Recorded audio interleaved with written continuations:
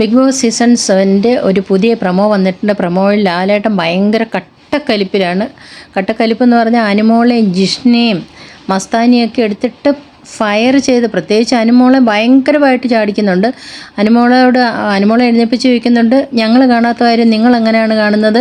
നിങ്ങൾക്ക് നാണമില്ലേ? ഇത്രയും വൃത്തികേട് നിങ്ങൾ എങ്ങനെയാണ് പറയുന്നത്? ഇതൊരു ഷോ അല്ലേ? ഇതിനൊരു റെപ്യൂട്ടേഷൻ ഉണ്ട് എന്നൊക്കെ പറഞ്ഞ് അനുമോളെ എടുത്തിട്ട് ഫയർ ചെയ്യുന്നുണ്ട്. അതുപോലെ തന്നെ നമ്മളുടെ മസ്താനിയെ എഴുന്നേൽപ്പിച്ച് ചോദിക്കുന്നുണ്ട്, നിങ്ങൾ അങ്ങോട്ട് നോക്കണ്ട ഇങ്ങോട്ട് നോക്കി ആൻസർ പറ.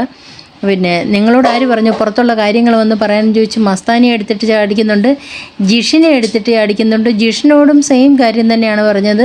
നിങ്ങൾ വൃത്തികെട്ട കളിയല്ലേ കളിക്കുന്നതെന്നൊക്കെ ചോദിച്ചിട്ട് ഭയങ്കരമായിട്ട് ഫയർ ചെയ്യുന്നുണ്ട്. ഒരു കാര്യം ഉറപ്പാണ്, ഇന്നത്തെ ഇത് കഴിഞ്ഞാൽ അനുമോൾ വീണ്ടും അവരെല്ലാം കൂടെ ടാർഗറ്റ് ചെയ്യും. അനുമോളെ പഞ്ഞിക്കിടും. മിക്കവാറും അനുമോൾ ക്വിറ്റ് ചെയ്ത് പോകാനുള്ള ഒരു കാര്യമായിരുന്നു അനുമോളി പറഞ്ഞു വെച്ചത്. അതിപ്പോൾ ഒരു കാര്യമുണ്ട്, ബിഗ് ബോസ്കാരെന്ന് പറഞ്ഞാൽ ഇങ്ങനെ ഒരു കാര്യം നടന്നാൽ പോലും അവർ ആ സീൻ കട്ട് ചെയ്തിട്ട് കണ്ടവരെ പ്രതിക്കൂട്ടിലാക്കത്തേ ഉള്ളൂ. കാരണം അതവരുടെ ഷോയുടെ റെപ്യൂട്ടേഷനെ ബാധിക്കുന്ന കാര്യമായതുകൊണ്ട്. ഒരു പക്ഷേ ഇത് സംഭവിച്ചതായിരിക്കാം അനുമോൾ കണ്ടത്, ചിലപ്പോൾ അനുമോളുടെ തോന്നലായിരിക്കാം. എനിക്കതിനകത്ത് സംശയമുള്ളൊരു കാര്യം, ഒരു ബെഡ്ഷീറ്റിന് അടിയിൽ കിടന്നുകൊണ്ട് കാണിച്ച കാര്യം അനുമോൾ എങ്ങനെ കണ്ടു എന്നുള്ള എൻ്റെ ഒരു സംശയമാണ്. അപ്പോൾ അങ്ങനെ ഒരു വലിയ പ്രശ്നത്തിലോട്ടാണ് പോയേക്കുന്നത്. ഒരുപക്ഷെ ഈ പറഞ്ഞ കൂട്ട് അനുമോൾ സ്വയം കിട്ടാൻ ചാൻസ് ഉണ്ട്. അതല്ലാന്നുണ്ടെങ്കിൽ ടോർച്ചറിങ്ങിലൂടെ ഔട്ടാകാൻ ചാൻസ് ഉണ്ട്. പിന്നെ ഈ ആഴ്ചയിൽ എനിക്ക് തോന്നുന്നു ഔട്ടാവുന്നത് നമ്മളുടെ